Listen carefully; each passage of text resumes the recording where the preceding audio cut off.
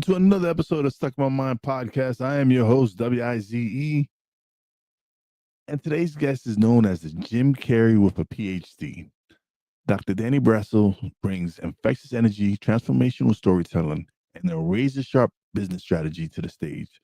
With over 3,500 keynote presentations delivered around the world, Danny is a globally sought-after speaker, author of 19 books, and co-founder of the WellCrafted Story Workshop. His work empowers leaders, entrepreneurs, and organizations to turn personal stories into magnetic messages that convert audiences into loyal clients. Formerly an inner city teacher and now a titan in the communication space, Danny is on a mission to revolutionize business storytelling, helping people become unforgettable on any stage. Welcome to the show, Dr. Danny Brassell. Thank you so much, Wize, and thanks for spreading your wisdom around the world. I appreciate you, my friend. Pleasure's all mine. Like I said, man, I'm excited to have you on the show. So, what's the story behind being called Jim Carrey with a PhD, and do you own it? Well, I've always had a philosophy. I take my job seriously, but I don't take myself seriously because I ain't all that, and neither are you. And if you think you're all that, teach kindergarten for a week. Those little ones will set you straight. I once had a little girl. LaShonda raised her hand. I'm like, LaShonda, question. She's like, Miss Brassell, when are you going to trim your nose hair? I'm like, this afternoon. Thanks for bringing that to my attention. Oh yeah, kids. Kids can. So, how did your time as an inner city teacher influence your approach to storytelling? Oh, it influenced everything. I learned so much from the kids. I've taught all age levels from preschoolers all the way up to rocket scientists. And what I learned is what works with a 12th grader does not necessarily work with a kindergartner, but what works with a kindergartner works with all age levels. And they taught me to have fun with whatever I do. I think that's what separates me from a lot of these so-called speaking coaches. A lot of them, they try to get you to tell your most tragic and sad story. And there's three reasons why I don't do that. First of all, the world just survived a global pandemic. I don't think we need another sad story. I think people need more stories about hope. Second of all, what I do with people is I teach them how to create what I call a well-crafted story. Politicians would call it a stump speech. Superhero movies call it the origin story.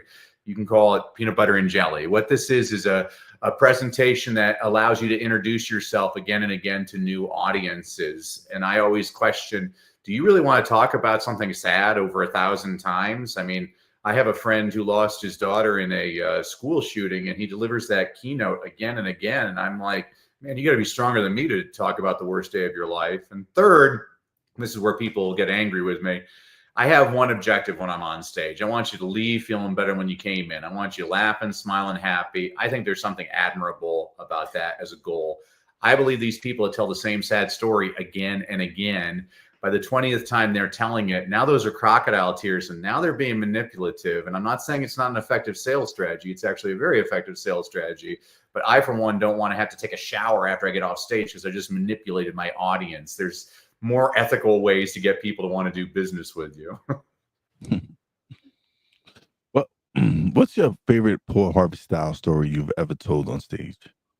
Well, I have a lot of, when I was a middle school teacher, I was the only teacher in the school that none of my students were ever tardy because I always started off with a Paul Harvey story. A lot of your audience probably doesn't remember him. I'm old enough at this point, chop off my head and count the rings. But when I was a kid growing up, he'd be on the radio every day at 12:15. He'd be like, I'm Paul Harvey with the rest of the story. And for 5 minutes, he's telling you a story about a person or a company or a place, and you're trying to guess what it is. And my students loved it. But the problem was a lot of those stories were about like Fred Astaire and Sears and Roebuck, and kids today don't even know what that is. And so a couple of books ago, I wrote this book, Leadership Begins with Motivation, which was an homage to Paul Harvey, but it was updated stories about more contemporary people like Jeff Bezos and Elon Musk and stuff like that.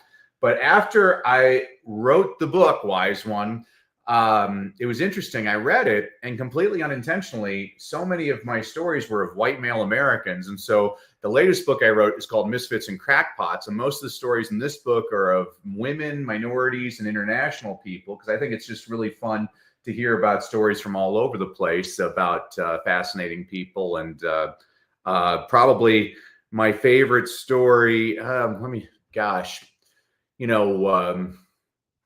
there's a couple of, well, here, I'll read one from the Leadership Begins with, I'll just read a quick one. May I read one from the Yeah, of Leadership? course. Yes. This is a real quick one. So this is how I get kids excited about what we're going to do for the day. So I say, on the morning of January 17th, 1977, Gary Gilmore, in a plain t-shirt, strapped into a chair with a bag over his head, awaited a firing squad of 5 law enforcement officers to execute him at the state prison in Draper, Utah. Convicted of murdering a gas station employee and motel manager in Utah the year before, Gilmore would be the first person in the United States to be executed in nearly a decade. Shortly before his execution, prison officials asked Gilmore if he had any last words.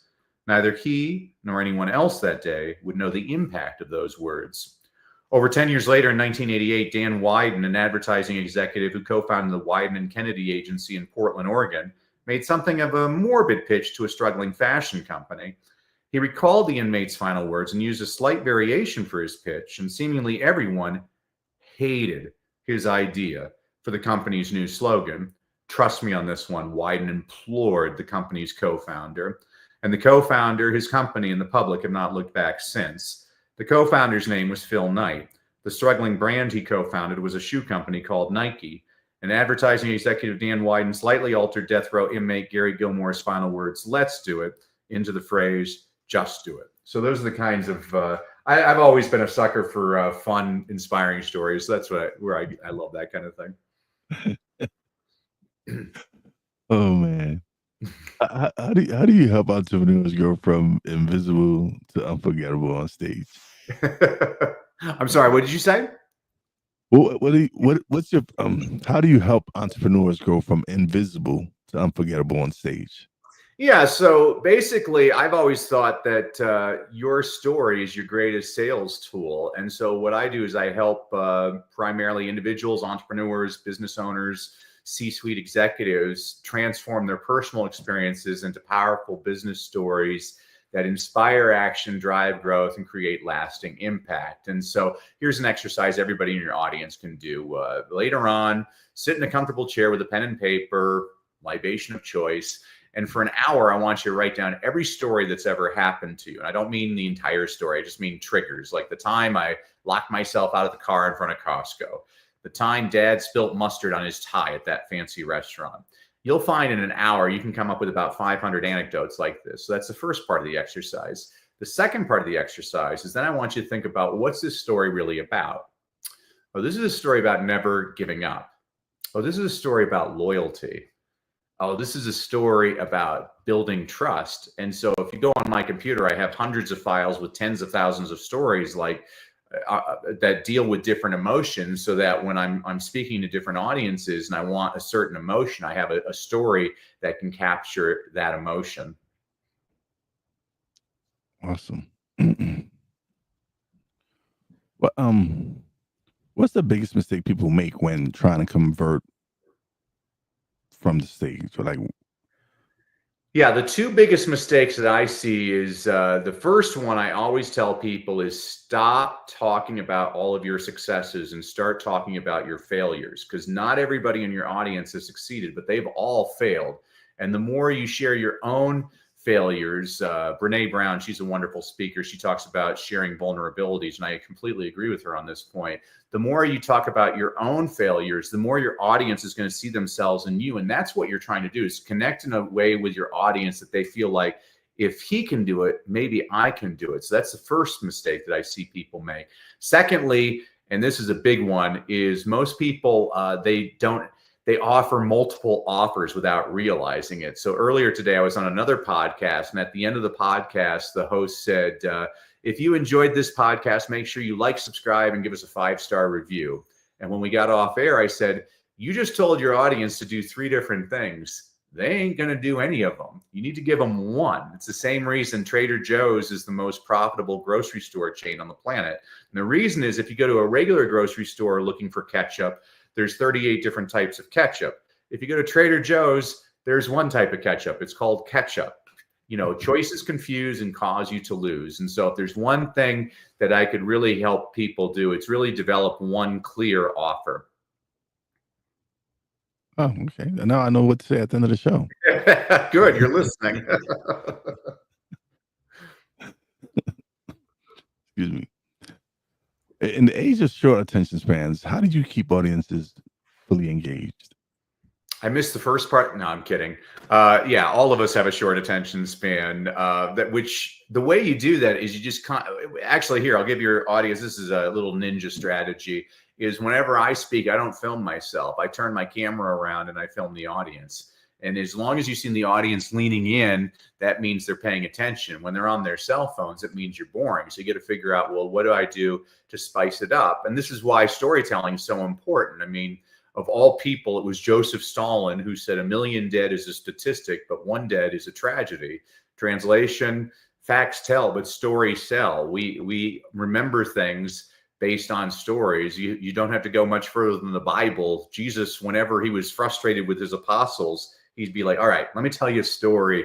This guy has 2 sons. One of them is a screw up. And I mean, that's what he would do, is he would just tell stories. People remember stories. I mean, it's funny because if you look at the Bible, you can remember the stories. I bet you very few people can remember the 10 Commandments, because the 10 Commandments are just presented as laws. But if you would put them in a story where you demonstrated them in the story, it would actually be much more meaningful to people. Okay. That's interesting. Yeah. No, it really is. What's the most surprising lesson you've learned from delivering over 3,500 keynotes? Well, every presentation, you need to learn something. I mean, I take notes after presentations. A lot of people don't do that, but I want to find out what audience response was. I mean, I use a lot of humor, and so I'll try a joke in Ohio, and if it doesn't land, I'm like, huh, was it the joke or was it Ohio? Then I'll try it in Georgia. And if it doesn't land, I'm like, huh, maybe it's the joke. And then I'll try it in Mexico City. I'm like, huh, it must be the joke. Nobody's laughing at it. And so I'm constantly experimenting with things like that. I'll experiment with pacing. I love to see how I respond to different situations. I was speaking once in Wichita, Kansas, and a tornado hit nearby, and we lost the power to the auditorium. So I asked the custodian for a flashlight, and I did the next 90 minutes in the dark. I was like, huh, I can do it in the dark. It's fun to test my powers that way. I was in India in 2018 touring schools, and this one principal opens up a door and there's 5,000 kids in an auditorium. There's like 20 newspapers, 5 TV stations. And the principal announces to everybody, and now for the next hour, Dr. Brassell is going to teach us the 3 secrets to reading better. Oh my goodness. Nobody's told me I'm speaking, and I have no such speech, but I've got an hour. I've got 5,000 kids and media there. So fortunately, it was India, so I get to speak slower. So I look at the kids and I'm like, today I am going to teach you the 3 secrets to reading better.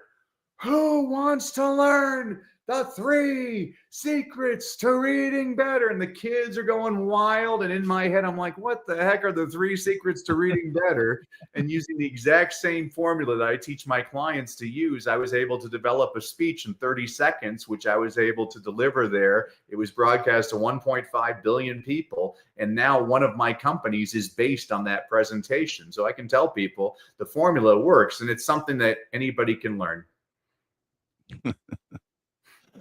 Oh man, how did you come up with such a speech in such a short time? Like, what were the 3 key things? Well, basically, it was Picasso who said, "Good artists copy, great artists steal." And so when you're on the spot like that, obviously a lot of that wasn't my own material. I started going. I'm like, okay, what are my 3 teaching points? How can I interact with the kids? Oh, this presentation. This speaker. One of my mentors was a guy named Jim Rohn, and so I didn't steal. I liberated his idea at the end. And so I ended my presentation telling the kids, there are 4 questions you need to know. The first question is why? Why get out of bed? Why go to school? Why read that book? Why go out and play? Why be friends with that person? And the answer to the first question is the second question. Why not? Why not get out of bed? What are you going to do otherwise? Why not go to school? We know that people that go to school and get an education succeed much further in life than people that don't get an education. Why not read a book? Books are your passports to the rest of the world and how they think. Why not be friends with that person? I've always told people the quickest way to make a friend is to first be a friend. And why not go out and play? When you exercise, you'll actually physically fit people are going to live longer as well. The third question is, why not you? And the fourth question is, why not now? So I borrowed from and that's fine. When people steal an idea from me, they'll admit it. They'll say, "Oh, I'm sorry, I stole an idea from you." And I'm like, "Well, if you're stealing from me, you're stealing twice, because I probably." That's what it was somebody else. So, how do you coach clients who feel they don't have a worthy story? Everybody has a worthy story. It drives me nuts when I work with people like that. Every now and then I'll get a difficult person. So I had a woman, and she said, "Oh, I have no stories." I'm like, "You gotta be kidding me. Everybody has stories." But she was insistent. Well, this is one of the things I point out to people. If you look at personal development books, I love personal development books. One of the best-selling personal development books of all time is Think and Grow Rich by Napoleon Hill, in which he shares no personal stories. What he did is kind of what you do on this podcast. He interviewed a whole bunch of millionaires and then use their stories, and their stories are what he uses. So if you don't find yourself interesting, well, then find other interesting. I mean, I use, depending on my audience. I mean, I'm a sports fan, and so I love using sports examples. I'll use stories. I mean, just talking to a group of kids the other day, and they were talking about why they needed coaches. I'm like, you look at the most successful people on the planet, they all have coaches. Tiger Woods, greatest golfer in history. He had a putting coach. He had a driving coach. He had a mental coach. Maybe he should have hired a relationship coach, but he saw the value of coaching, and that's what made him the best at his trade. And that's what people do. So just having different anecdotes like that at my disposal, but again, everybody has. I've always said that the best stories, wise one, are the ones that come from your childhood, because they're not very intimidating. Time matters. Like I worked with a prisoner, and he was ashamed of having been in prison. I said, there's nothing to be ashamed. I mean, some of the most famous people in history, Martin Luther King went to prison, Nelson Mandela went to prison, Gandhi went to prison. There's a difference though between going to prison and being released yesterday. That's the difference, is the timing on this whole thing. So we were able to dive into his stories. I'm working with a gentleman right now. He's one of the most fascinating people I've ever worked with. He's climbed the highest peak on all 7 continents. He swam with sharks in Madagascar. He did the Iditarod. And I look at him, I'm like, stop sharing these stories. Nobody can relate to you. Nobody in the audience has done these things. Everybody peed their pants in first grade. That's a good story. You want stories that are relatable. When I was teaching first grade, the stupidest thing I ever said as a teacher, I said, "Kids, write about your life." And they looked at me like I was from outer space. They're like, "We're only 6. Nothing's happened to us." I'm like, "No, man, things happen to you all the time." I'm like, when I was in first grade, I had a teacher. She called me stupid, smacked me on the hand, got me to cry in front of the entire class. And so the next day, I was walking to school, and I had an apple, and I peed on the apple, and I gave her the apple, and she ate it and said it was the best apple she had ever had. My students were like, "That is awesome." This is also the reason I've never accepted food from a child. But I always tell people, if you want people to give you stories, you got to give them stories. And so I've actually never had a client, even the woman that was difficult, we were able to find a really good story out of her childhood for her to use. Everybody has something interesting to say. Yeah, absolutely. What's your go-to technique when an audience seems disconnected? Well, if they're disconnected, I always tell them, if you stay silent like this, we're going to start singing. I write songs. When I was a teacher, I used to write songs with the kids, and so I'm like, okay, hey, we'll do songs. I mean, I used to do. I like a lot of Disney movies, and so like when I was teaching the kids place value, I did it based on the original animated Cinderella. So it would be to bippity boppity boo. So it goes, look at the 100 spot, look at the 10 spot, look at the 1 spot too. Put them together, and what do you get? 142. That's how the kids remember that. Before we take a test, I do it to be our guest from Beauty and the Beast. So I go, take our test, put your name above the rest. To the right, you write the date there. Who would ask for any less? Use a pencil, make it sharp. You are now ready to start. Read directions very slowly, one by one, part by part. You'll do great, you'll impress. You are heads above the rest. And remember, you're the student who's the best. You're the smartest one. Now come and have some fun. Take our test, take our test, take our test. So, I was just trying to always liven it up so the kids would enjoy the test. The same thing with audiences, and audiences start laughing when you start getting them to sing. I think everybody should sing at least once a day. There's nothing better than singing with complete strangers. And one of the things I'll point out to people, I'll say, hey, if you listen, there's some people with some really good voices in this room. And people be like, yeah. I'm like, if you listen, there's some people with some really bad voices in this room. And everybody laughs. And I'm like, if you have a bad voice, you should sing every single day. I mean, how do you, this is a point I always make to teachers. How do you ever expect a kid to take a risk if you're not willing to take a risk? I am a horrible singer and a horrible dancer. So I sing and dance in front of my kids every single day. I'm a horrible artist. And so I draw in front of my students every single day. Inevitably, on the first day of school, I'll misspell a word on the board and some annoying girl raises her hand, runs her nose and says, Mr. Brassell, you misspelled a word. I'm like, yeah, it's a game I'm going to play with all year long to make sure you're paying attention. Which word was it? All right. So that's how I'll do it. I'm a big believer. I have a kind of a Mary Poppins approach to things, is make everything into a game. And same thing with an audience is I'm looking at the audience like, hey, we're both in this together. If you're not going to cooperate, I'm going to make you uncomfortable. So that's what I'll do. If people like, I have lots of ideas usually in the back of my mind. If they're really dead, okay, here's one way to get people up and moving. And I'm a big believer in getting people up and moving. I mean, in a presentation, I want everybody to sing, to dance, to laugh. I want them interacting with one another.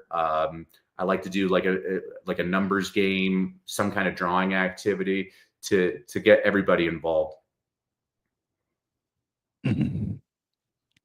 How do you adapt your messaging for different audience types between corporate versus creative?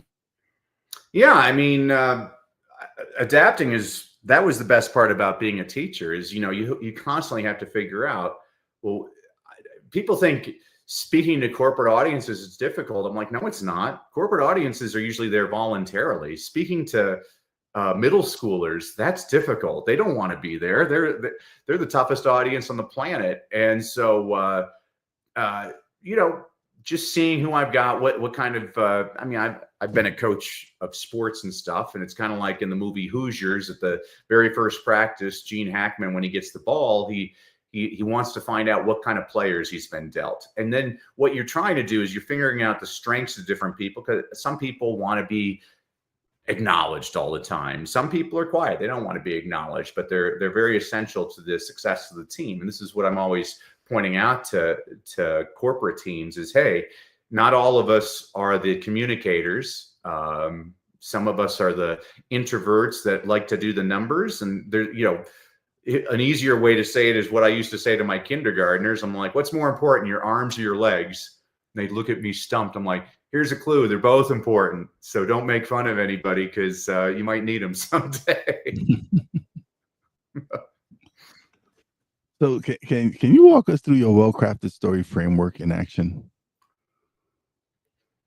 Certainly. So because I used to be a teacher, everything has to be simplified for me. So it's either alliterative or it rhymes. And so we have what I call the 5 C's process. The 5 C's stand for clarity, connect, content, call to action, and close. So we'll take them one at a time. We'll start with clarity. Before we put together your speech, we have to have clarity. And there are 2 questions you have to ask yourself. And if you can answer them succinctly, you're in pretty good shape. And if you cannot answer them, you're in trouble. And you'd be amazed, 95% of the people I work with cannot answer one or both of these questions in a succinct manner. So the first question is, who is your audience? A lot of people will say, oh, my audience is everybody. I'll tell you right now, if your audience is everybody, your audience is nobody. The riches are in the niches. Actually, I got a woman I'm coaching right now, Kathy. She's my favorite. I asked her what she did for a living. So here's what she does. She makes saddles for professional polo players. And I just started laughing. I'm like, man, that's a good niche. I'm like, you make any money at that? And she said, well, about 800,000 last year. And my jaw dropped. I'm like, man, I need to learn how to make saddles for professional polo players. She's the smartest person I know. When I first started speaking, I was a teacher. And so I started by speaking to teachers. But then parent groups started inviting me. So I felt comfortable speaking to parent groups, and then principal associations. And then I was in a mastermind with a pretty successful business owner, and he asked me to train his sales team. And I said, I don't know if I'm qualified. I've never trained a sales team. And he looked at me like I was stupid. He's like, Danny, if you can get middle school teenage boys in the inner city interested in Shakespeare, I'm pretty sure you can motivate my sales team. He did me a huge favor. He got me thinking, oh, he expanded. So it's all right to expand your audience, but I always tell people you might want to just niche it down, right? I'm only working with single moms in Las Vegas who are Christian, who own a Subaru, whatever. You honestly want to niche it down that specifically, because then you can always expand your audience. So the first question is, who is your audience? The second question is, what is the problem that you solve? And the biggest mistake I see with people on this is most people don't state problems. They state solutions. And here's why this is important. When you're on stage as a speaker, you are the guide. You're making your audience into the hero. You have to feel like their problem is your problem. And so, for example, I was working with a fitness instructor. I said, well, what's the problem that you solved? And she said, healthy living. Healthy living is a solution. That's a good thing. Maybe the problem that you're solving is obesity. That's a problem. And she goes, oh, okay. I work with a lot of financial planners. I'll ask financial planners, what's the problem that you solve? They're like, having a good retirement. Well, having a good retirement is a good thing. Think about it from your audience's point of view. What's the problem? Oh, maybe the problem is having enough money to live until the day I die, or having enough money to live comfortably until the day I die. So if you can answer those two questions, now you have a business, and now you have a nice little game plan for your presentation. So the first part of the presentation is to connect with your audience. And this is in the first 5 minutes, you got to show, my co-founder, Coach Jimmy Hayes Nelson, he calls it the three gotta's, which I like. I'm a teacher, so it's always got to be an acronym or something. And so I say you got to rap. So rap stands for you got to show you're relatable, you got to show your authority, and you have to show your purpose. Relatable, you have to show your audience that you're just like them. Hey, I've had the problem that you've had before. Authority is I've had that problem and I actually solved that problem. And the purpose is, and this is why I want to help you solve this problem, because if we all solve this problem, the world's a better place. If you can do that in the opening 5 minutes of your presentation, you're doing a good job. So people often ask me, Danny, how do you become a better speaker? Well, there's two ways. First of all, you got to watch lots of speakers. I mean, I watch 10 speakers a day. I watch comedians. I watch politicians. I watch televangelists. I watch them in front of big groups, in front of small groups, in front of men, in front of women. Here, I'll give your audience a ninja strategy. I watch a lot of televised award shows, and people always ask why. And I'm like, when a person wins the Academy Award, they only have 45 seconds to connect with their audience. I want to see how they use their time. Now, most people, they waste their time. They get up there like, I want to thank God. I want to thank the Academy. It's stupid. Nobody's paying attention. But every now and then, somebody does a great job of connecting. So a few years ago, there was a gentleman by the name of Joe Walker who won the Academy Award for Best Film Editing. Now, this is the Academy Awards. The important people of Hollywood are in the front of the room, the actors. And you can tell the camera's scanning. They don't care. It's film editing. They're not paying attention. And Joe Walker, he gets on stage. He's British. He speaks very slowly and distinctly. He says, a lot of people don't know this, but when phrased properly, the term Academy Award nominee can be used as an insult. Well, now the camera's scanning the crowd. You see the actor's kind of leaning in like, what's he talking about? And he says, for example, yesterday I got in an argument with my 17-year-old daughter, and she said, well, Academy Award nominee Joe Walker. All of a sudden you see everybody laughing. He gets off stage. Denzel Washington wants to meet him. Sandra Bullock wants to meet him. Brad Pitt wants to meet him. Time magazine said he was one of the highlights of the Academy Awards.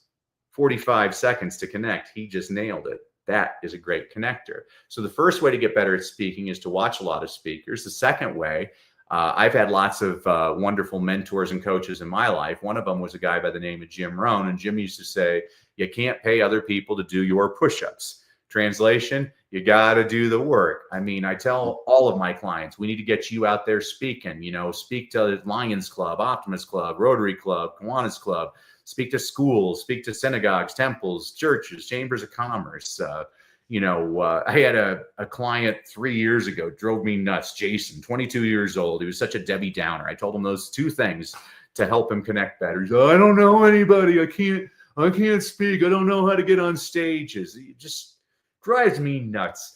So finally, I just say, hey, Jason, do you have a Facebook account? He said, yeah. I'm like, here we go. We're going on Facebook Live right now. He gets all nervous. I'm like, nope, we're going on right now. We had just put together his 45-minute presentation. So he goes on and he does his presentation. One woman from Ontario, Canada, accidentally watches, and he sucked. And I told him to do it again the next day. I didn't watch him the next day. He said that 3 people watched him that day, and he sucked, I'm sure, but he didn't suck as bad as the first time. Here's why I use Jason as an example. He's done that same presentation every single day at the same time on Facebook Live for 3 consecutive years. He now has 6,000 people in his Facebook community, and last year he sold them almost $1 million worth of products, and that's what he's excited about, which is great for him. The reason I use Jason as an example is his consistency. He got out there and he did the work. And so if you really want to connect, you got to go out there and do the work. And I mean, look at you with this podcast, Wise One. I mean, WISE. I was like, how does anybody not love that as a name? And I guarantee you, the first time you did the podcast, you struggled. You struggled the second time, but now you got like a finely oiled machine. You've been doing this a long time. You're chilling. Hey. Oh, yeah.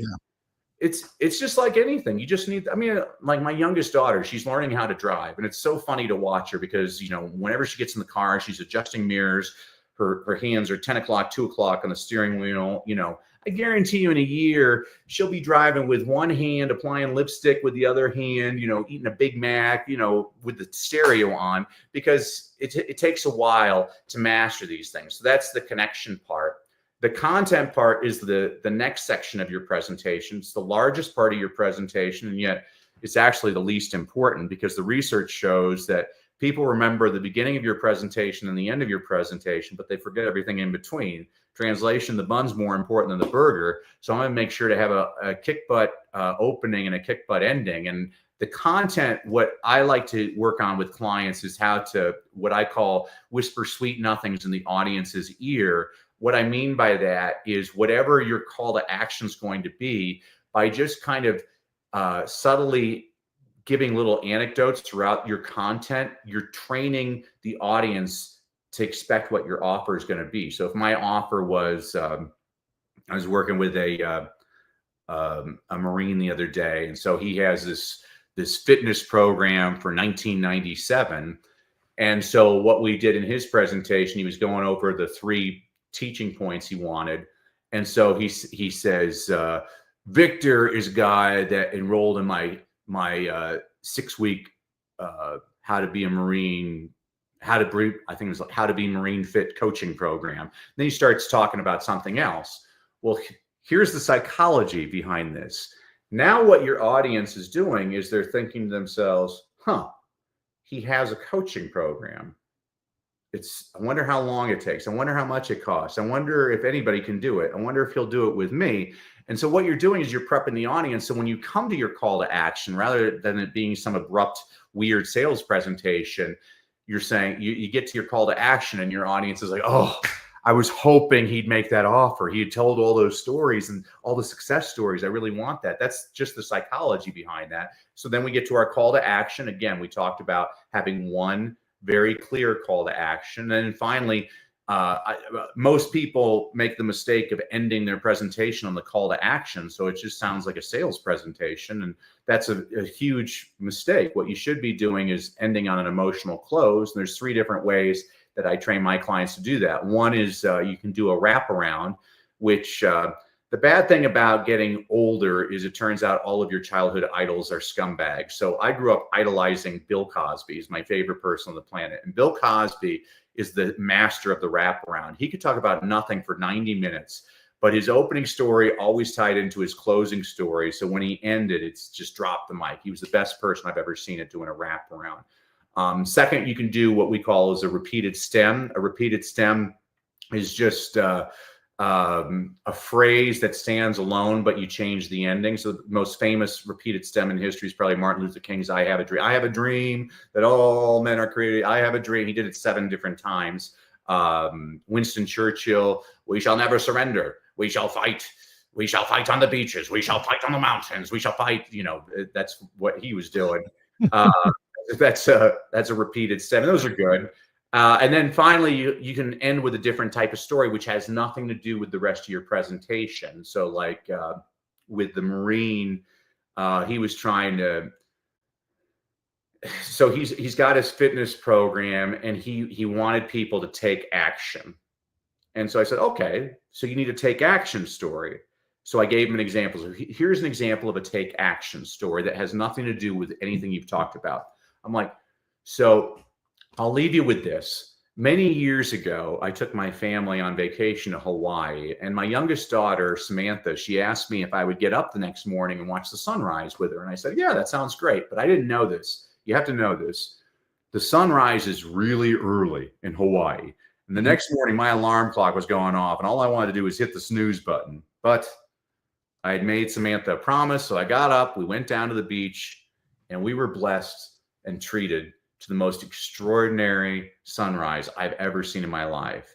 And for 2 hours, we just sat there on the beach and we told stories and swapped jokes and laughed together. You know, she's older now. We don't have those moments together anymore. And when I think back to that beach on Hawaii, I think, you know, there's times in life when all of us just want to hit the snooze button.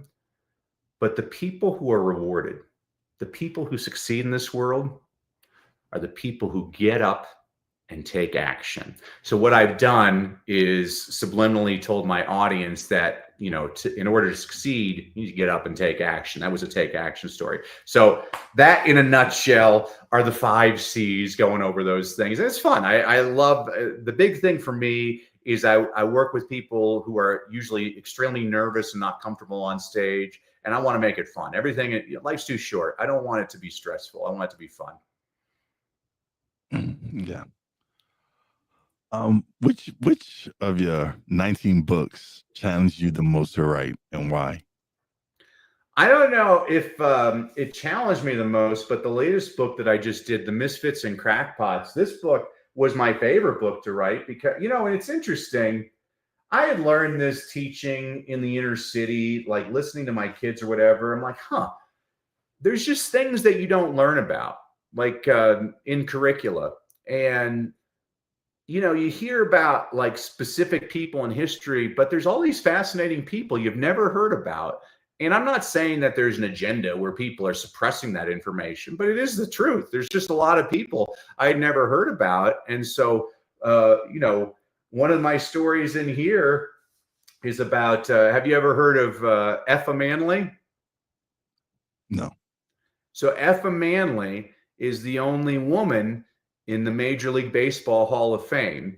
She was a co-owner of one of the Negro League teams in Newark, and she did a lot to grow the game of baseball. I mean, her story is phenomenal. I'm telling you that right now. I had never heard of her. And it's just a very positive story. I think people, you know, I was watching this horrible show on TV last week called The News, and it totally depressed me. And people watch that all the time. And I'm like, that's why people have to take antidepressants and stuff, because they're listening to all this garbage all the time. Read about people like Effa Manley. She's like one of the most amazing, inspiring people. So I don't know if it was the toughest book to, I mean, I'm writing a book right now, which is also tough because it's just a lot of research, but it's fun. I don't know if it's tough. It's just fun. I like having, when people ask me about being a writer, I'm like, I don't know if it's fun being a writer. It's fun having written things, but I don't know if it's fun being a writer. It's very painful in the process, but once the book's done, you have some satisfaction. You have a book. What is the key ingredients of a magnetic presentation that converts? Ingredients of a magnetic presentation that converts. And so, again, I believe that, a good presentation is like real estate. The three most important qualities of real estate are location, location, location. So I was working with a financial planner named Richard, and Richard used to begin his speech. He'd say, "Oh, I've been in the industry for 30 years. I've made my clients over $1 billion. I've worked with this famous person and this famous person." I said, "Time out, Richard. You're bragging. It's at the wrong part of the presentation. You're just going to alienate your audience." And so we redid his opening. So now he talks about 30 years ago when he was first starting off as a financial planner, the very first client he was ever able to book. And it's this hilarious story. I mean, he made every mistake in the book.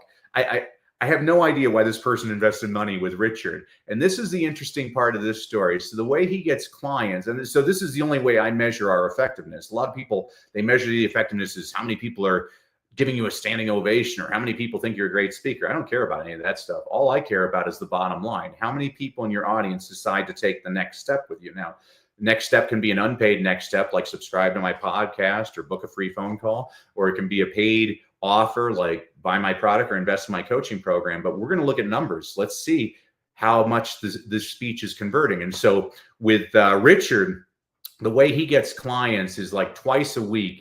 He gets 15 couples over the age of 50 to come to some fancy steak restaurant, and he gives them a free steak dinner, and then he does a 1-hour presentation on his services. And he said he noticed immediately in the past, the husband usually sits there during the presentation with his arms crossed, scowling at him, like, how much is this going to cost? Who is this guy? What do I have to do?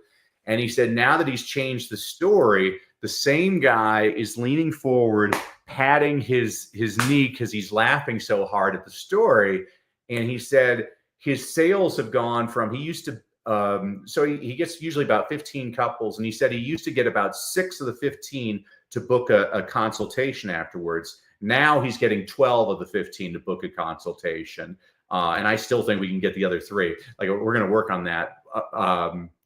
But that's how we're actually measuring your magnetism. The magnetism comes from, placing a story that is strategic. A lot of people teach you to tell stories, but I mean, there has to be a purpose behind the story. What's the meaning of this story? Where is this taking me? There's got to be a moral here. What are you trying to demonstrate? And I love working with people and their presentations.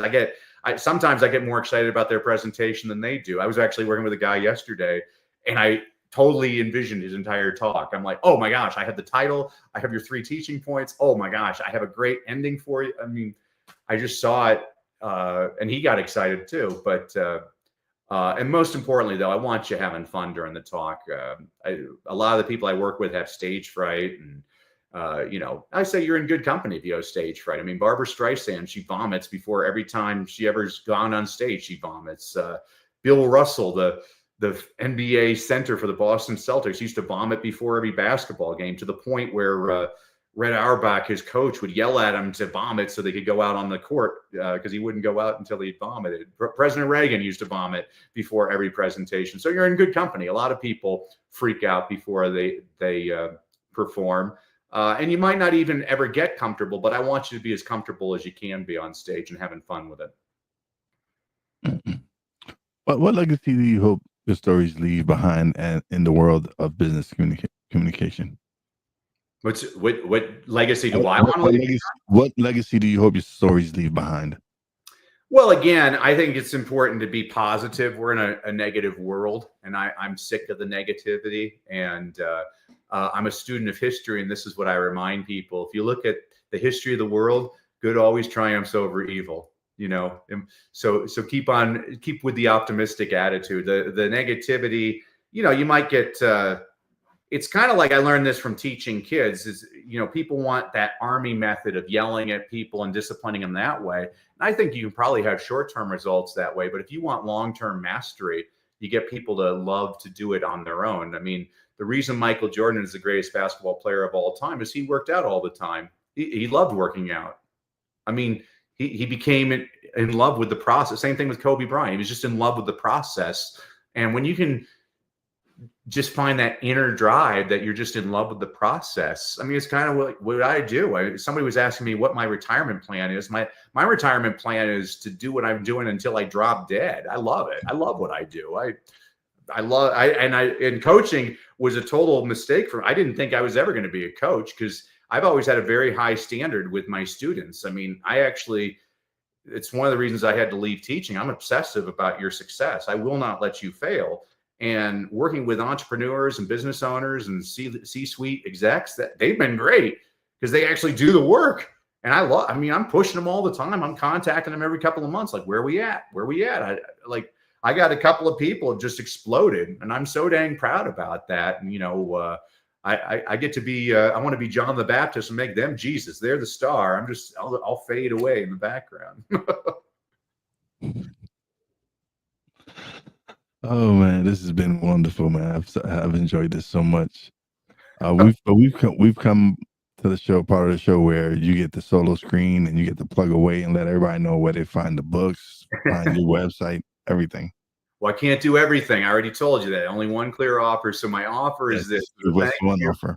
As a thank you, Wise Hefe, and to your audience for listening to me, I wanted to give everybody a freebie. So if you go to freestoryguide.com, guide like a tour guide, freestoryguide.com, I'm going to give everybody their own well-crafted story blueprint. What this is the actual process I take clients through on how to create their well-crafted stories. What this does for you is it takes the guesswork out of where do I put the appropriate stories in my presentation to help me convert more. What this means for you is the peace of mind that you're going to get a lot more customers, and more importantly, have a much bigger impact on society. You get that at freestoryguide.com. And WISE, I love you. I think everything you're doing is wonderful. We need a lot more of you. Thanks for spreading some joy in the world, my friend.